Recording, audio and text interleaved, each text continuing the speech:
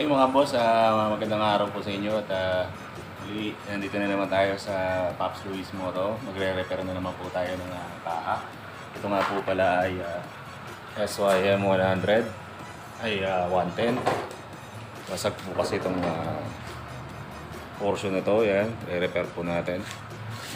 Plus yung kabitan na rin ng tornilyuhan dito sa loob. Yan, yan, re-repair po natin yan.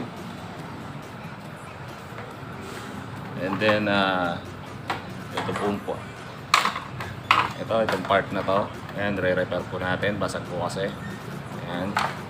Kasama na po yun dito sa likod. Siyempre. Tapos, ito pong dugtungan na to. Meron po kasi parang lagayan ng tornilyuhan dito. Ayan. Gagawin din po natin ito. Ayan. So, ito po kasi mga sakit ng SYM. Kadalasan po kasi madali po siyang mabasag. So ito pong part na to ay basag din. Ayan, ito.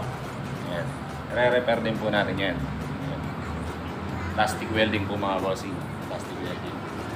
Okay. So ito po ay basag din.